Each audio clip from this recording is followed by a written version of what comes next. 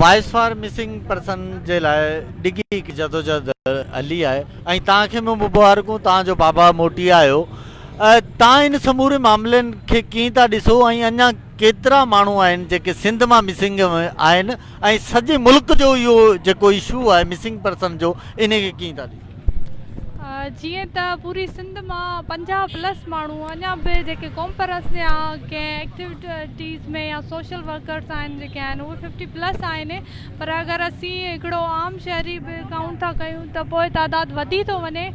ऐं voice for missing persons जी जेका जिदोजहद उहा मुसलसिल रही आहे ऐं कंहिं हिकु फ़र्द जे मोटी अचण सां जिदोजहदूं ख़तमु न आहिनि थींदियूं छो जो हीउ मसइलो कंहिंजो ज़ाती मसइलो न आहे हीउ मसइलो क़ौमी मसइलो आहे ऐं जेसीं ताईं जिबरी गुमशुदगी जो मसइलो ख़तमु नथो थिए तेसीं ताईं क़ौमूं सरापा एहतिजाज रहंदियूं ऐं तेसीं ताईं क़ौमूं जिदोजहद कंदियूं पए नस्ल हिकिड़ा ईंदा आहिनि हिकिड़ा वेंदा आहिनि पोइ हीअ जिदोजहद बि असीं तेसीं ताईं कंदासीं पए